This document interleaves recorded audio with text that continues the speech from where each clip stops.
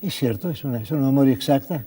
No sé si... ¿Y leía usted todo lo que caía en sus manos o tenía ya una capacidad selectiva para...? No, yo creo que soy un lector, digamos, hedónico. Yo leía lo que me gustaba. Y como mi padre nunca me indicó ningún libro, no me dijo, por ejemplo... The universe, which others call the library, is composed of an indefinite, perhaps infinite number of hexagonal galleries. In the center of each gallery is a ventilation shaft bounded by a low railing. From any hexagon, one can see the floors above and below, one after another, endlessly. The arrangement of the galleries is always the same. 20 bookshelves, 5 to each side, line 4 of the hexagon's 6 sides. The height of the bookshelves, floor to ceiling, is hardly greater than the height of a normal librarian. One of the hexagon's free sides opens onto a narrow sort of vestibule, which in turn opens onto another gallery, identical to the first, identical, in fact, to all. To the left and right of the vestibule are 2 tiny compartments. One is for sleeping upright, the other for satisfying one's physical necessities. Through this space, too, there passes a spiral staircase which winds upward and downward into the remotest distance. In the vestibule, there is a mirror which faithfully duplicates appearances. Men often infer from this mirror that the library is not infinite. If it were, what need would there be for that illusory replication? I prefer to dream. The burnished surfaces are a figuration and promise of the infinite. Light is provided by certain spherical fruits that bear the name bulbs. There are 2 of these bulbs in each hexagon. Set crosswise, the light they give is insufficient and unceasing. Like all the men of the library, in my younger days I traveled. I have journeyed in quest of a book, perhaps the catalogue of catalogues. Now that my eyes can hardly make out what I myself have written, I am preparing to die, a few leagues from the hexagon where I was born. When I am dead, compassionate hands will throw me over the railing. My tomb will be the unfathomable air. My body will sink for ages and will decay and dissolve in the wind, engendered by my fall, which shall be infinite. I declare that the library is endless. Idealists argue that the hexagonal rooms are the necessary shape of absolute space, or at least of our perception of space. They argue that a triangular or pentagonal chamber is inconceivable. Mystics claim that their ecstasies reveal to them a circular chamber containing an enormous circular book with a continuous spine that goes completely around the walls. But their testimony is suspect, their words obscure. That cyclical book is God. Let it suffice for the moment that I repeat the classic dictum: the library is a sphere whose exact center is any hexagon and whose circumference is unattainable. In each wall of each hexagon is furnished with 5 bookshelves. Each bookshelf holds 32 books identical in format. Each book contains 410 pages. Each page 40 lines. Each line approximately 80 black letters. There are also letters on the front cover of each book. Those letters neither indicate nor prefigure what the pages inside will say. I am aware that lack of correspondence once struck men as mysterious. Before summarizing the solution of the mystery, whose discovery, in spite of its tragic consequences, is perhaps the most important event in all history, I wish to recall a few axioms. First, the library has existed ab aeternitate. That truth, whose immediate corollary is the future eternity of the world, no rational mind can doubt. Man, the imperfect librarian, may be the work of chance or of malevolent demiurges. The universe, with its elegant appointments, its bookshelves, its enigmatic books, its indefatigable staircases for the traveler, and its water closets for the seated librarian, can only be the handiwork of a god. In order to grasp the distance that separates the human and the divine, one has only to compare these crude, trembling symbols which my fallible hand scrolls on the cover of a book with the organic letters inside. Neat, delicate, deep black, and inimitably symmetrical. Second, there are 25 orthographic symbols. That discovery enabled mankind 300 years ago to formulate a general theory of the library and thereby satisfactorily solve the riddle that no conjecture had been able to divine: the formless and chaotic nature of virtually all books. One book, which my father once saw in a hexagon in circuit 15 to 94, consisted of the letters M, C, V, perversely repeated from the first line to the last. Another, much consulted in this zone, is a mere labyrinth of letters whose penultimate page contains the phrase, "O time, thy pyramids." This much is known. For every rational line or forthright statement, there are leagues of senseless cacophony, verbal nonsense, and incoherency. I know of one semi-barbarous zone whose librarians repudiate the vain and superstitious habit of trying to find sense in books, equating such a quest with attempting to find meaning in dreams or in the chaotic lines of the palm of one's hand. They will acknowledge that the inventors of writing imitated the 25 natural symbols, but contend that that adoption was fortuitous, coincidental, and that books in themselves have no meaning. That argument, as we shall see, is not entirely fallacious. For many years it was believed that those impenetrable books were in ancient or far distant languages.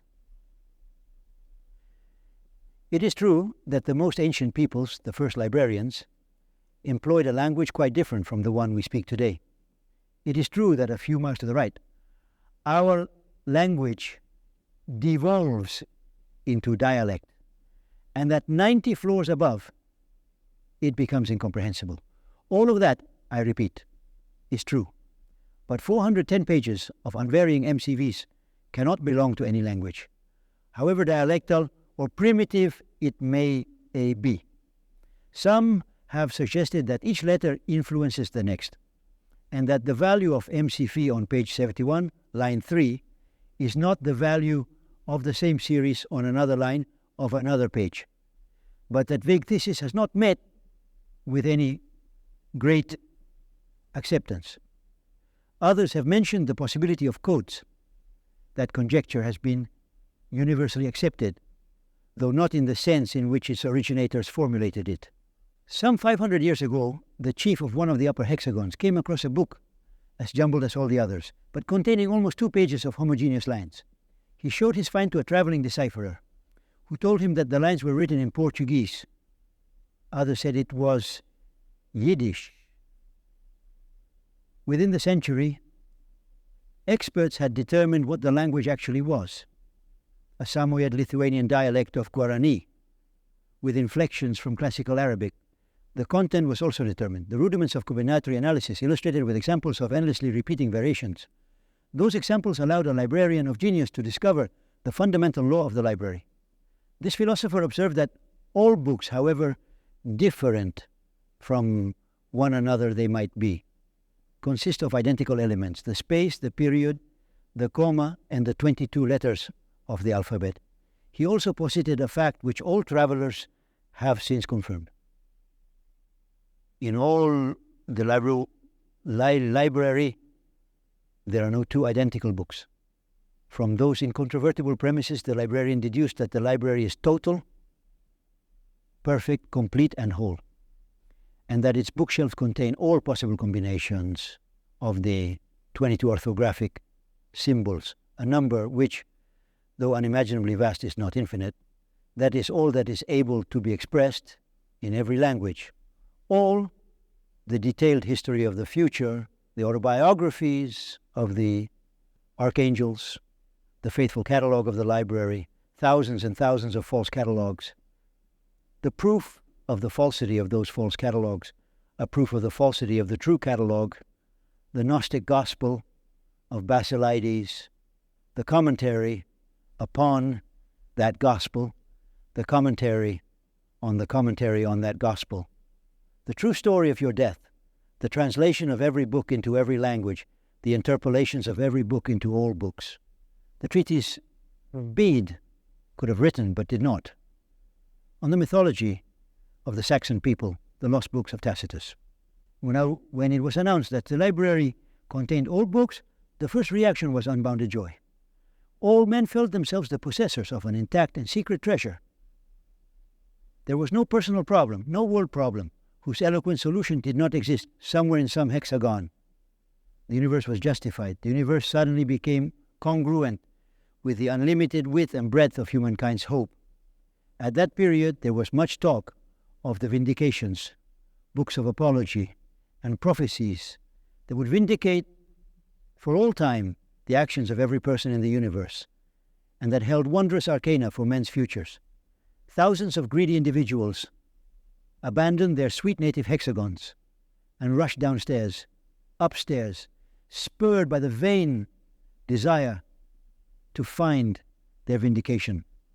These pilgrims squabbled in the narrow corridors, muttered dark imprecations, strangled one another on the divine staircases, threw deceiving volumes down ventilation shafts, were themselves hurled to their deaths by men of distant regions. Others went insane. The vindications do exist. I have seen 2 of them, which refer to persons in the future, persons perhaps not imaginary. But those who went in quest of them failed to recall that the chance of a man's finding his own vindication, or some perfidious version of his own, can be calculated to be 0. At that same period, there was also hope that the fundamental mysteries of mankind, the origin of the library and of time, might be revealed. In all likelihood, those profound mysteries can indeed be explained in words. If the language of the philosophers is not sufficient, then the multiform library must surely have produced the extraordinary language that is required, together with the words and grammar of that language. For 4 centuries, men have been scouring the hexagons. There are official searchers, the inquisitors. I have seen them about their tasks. They arrive exhausted at some hexagon. They talk about a staircase that nearly killed them. Rungs were missing. They speak with the librarian about galleries and staircases.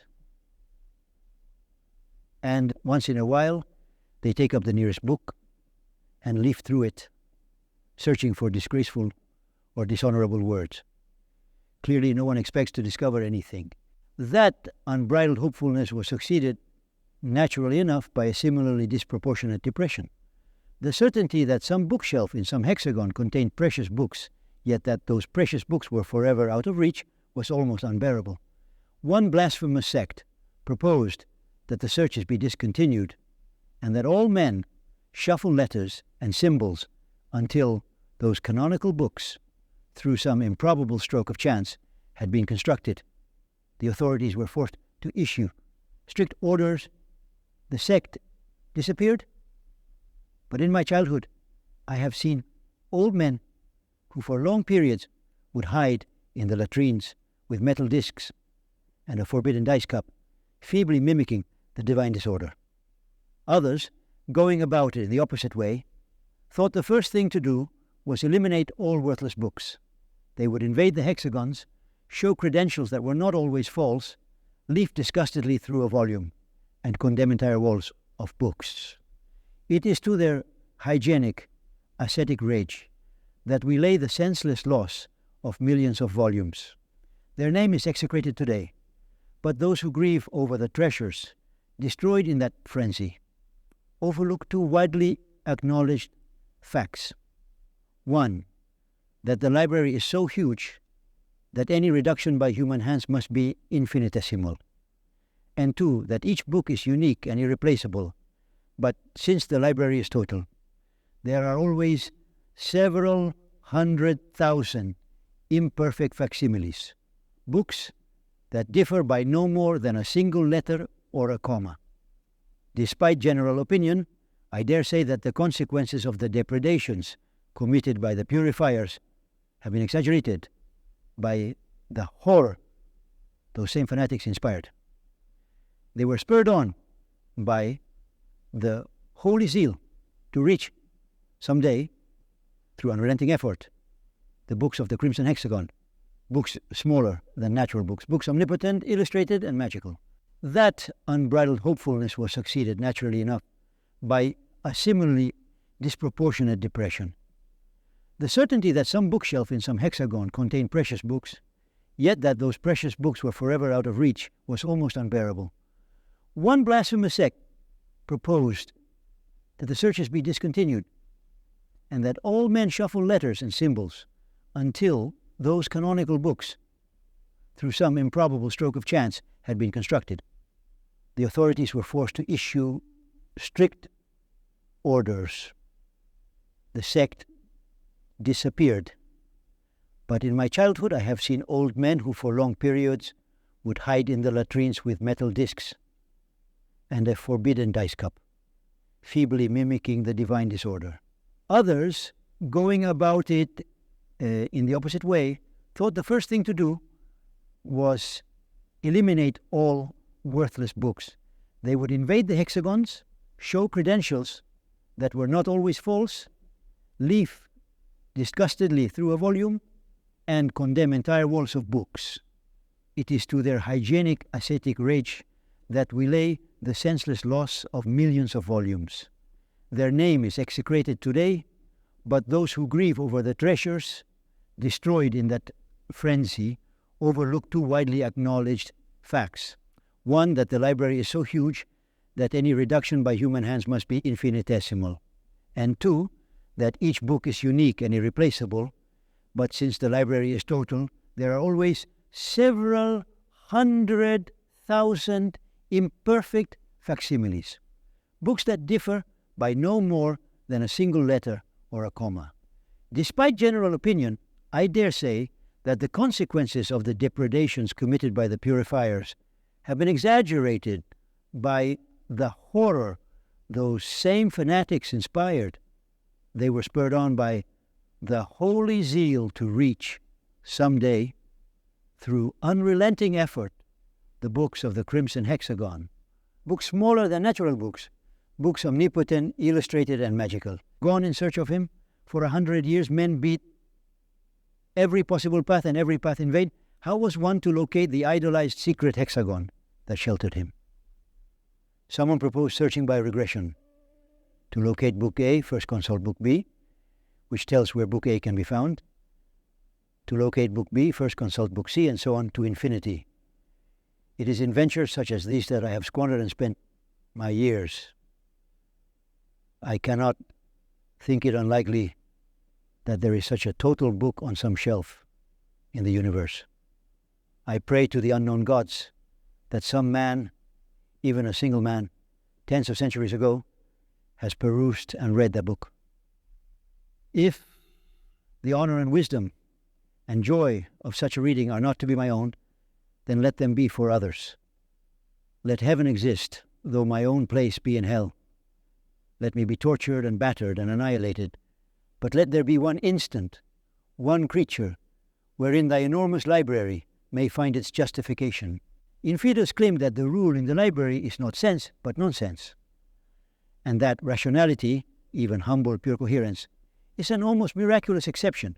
They speak, I know, of the feverish library, whose random volumes constantly threaten to transmogrify into others, so that they affirm all things, deny all things, and confound and confuse all things like some mad and hallucinating deity. Those words, which not only proclaim disorder, but exemplify it as well, prove, as all can see, the infidels' deplorable taste and desperate ignorance. For while the library contains all verbal structures, all the variations allowed by the 25 orthographic symbols, it includes not a single absolute piece of nonsense. It would be pointless to observe that the finest volume of all the many hexagons that I myself administer is titled Combed Thunder, while another is titled The Plaster Cramp, and another XXXMLO. Those phrases, at first apparently incoherent, are undoubtedly susceptible to cryptographic or allegorical reading. that reading, that justification of the words order and existence is itself verbal and ex hypothesi already contained somewhere in the library. There is no combination of characters one can make, DHCM or OCJ, for example, that the divine library has not foreseen, and that in one or more of its secret tongues does not hide a terrible significance. There is no syllable one can speak that is not filled with tenderness and terror, that is not in one of those languages the mighty name of a god. To speak is to commit tautologies. This pointless, verbose epistle already exists in one of the 30 volumes of the 5 bookshelves, in one of the countless hexagons, as does its refutation. A number n of the possible languages employ the same vocabulary.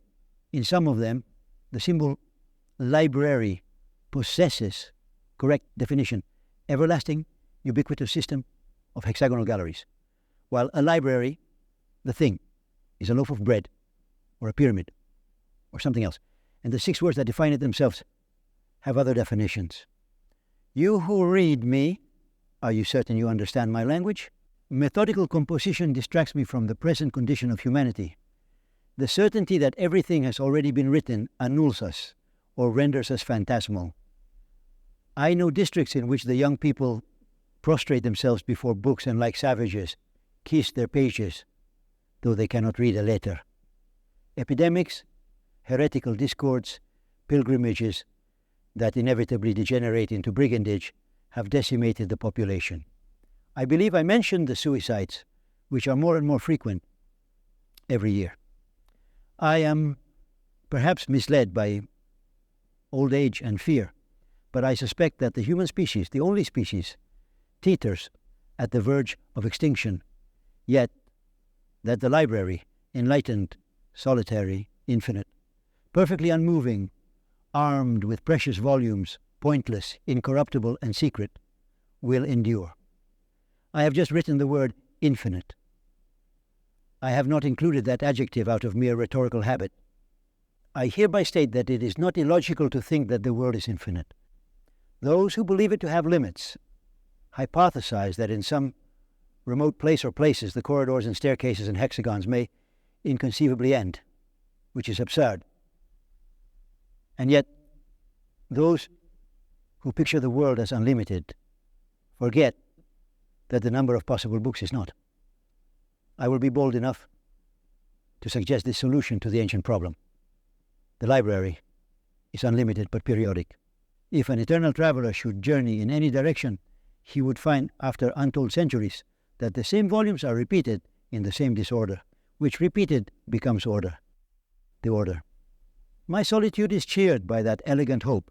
I would like to take a moment to thank all of my patrons and YouTube members who fund this work. Ben, Gold, DJ, Aaron, Edward, Space Captain, Myron, Harrison, Musicata, Carlisle, Ali, Cece, Mount FGT, Joe Vaughn, Jake, C, Jonathan, Kid Vanderboos, Rolfus, Phoenix, Mike, Really Bad, Sarayevsky, Owen, FX Hausa, Jared, Alberto, Jan, Shoshan the Elegant, King Baldwin I of Jerusalem, Paz, Joshua, Asaf, Shada, Siu, A, and Alex,